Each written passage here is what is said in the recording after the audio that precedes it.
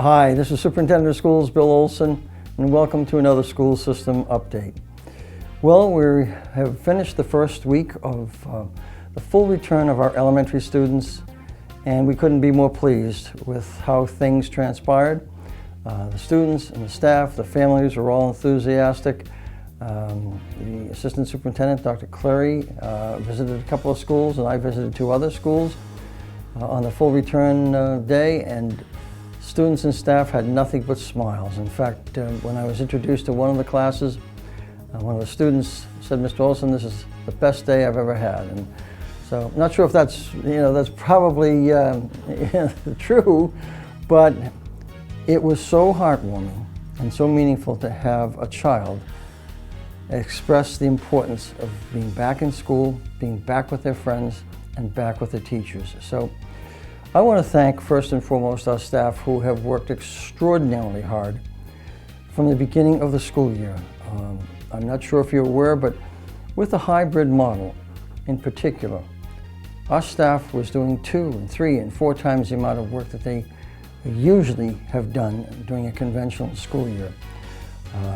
They've quite honestly been worn out, and every time I talk with them, they tell me how much they want the children to be back in school and what a challenge it has been this year during the pandemic. So we're looking forward to the day certainly where we can eliminate our masks,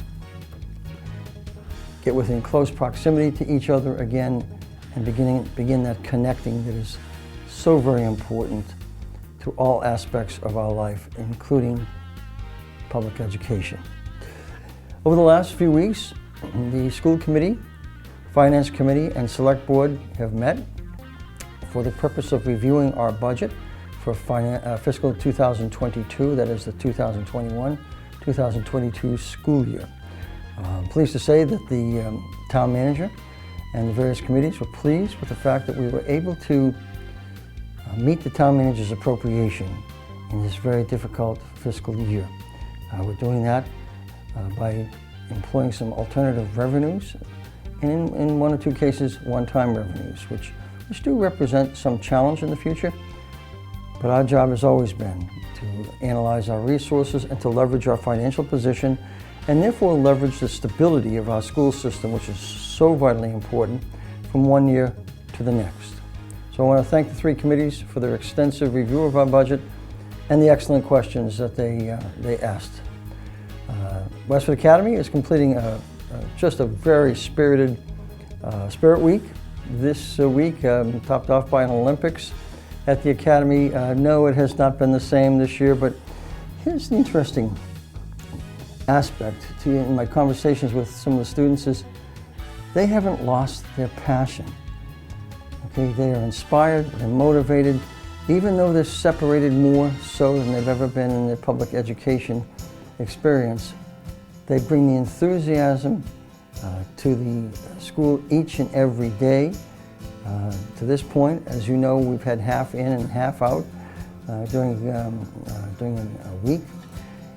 On the 26th of April, our middle school and our high school students all return, a full return with all students in at the same time, and we can't wait.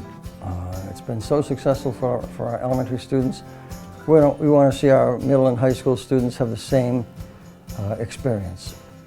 We have recently had a diversity, equity, and inclusion team meeting, and also a COVID advisory committee meeting. The DEI committee has been working on plans for a full day of professional development on May 4th. They have an excellent program planned. We're very excited about it. Just part of our commitment to bring greater equity, greater inclusion to a town and a school system that is becoming much more diverse than it was 20 and 30 years ago. We welcome that diversity, and we want to do everything possible to increase our level of cultural competence, okay, with people from all over the world who have now arrived at Westford, many of whom arrived here because of the excellent reputation of our school system. Our COVID advisory committee has informed us that the UK strain is now becoming the dominant strain of the viruses and the variants in the United States, and Massachusetts is no exception. We are seeing an uptick in the amount of positive cases in Westford and in the school system, and an uptick in the number of close contacts. Now, most of those are happening outside of the school system and not a result of transmission within the school system.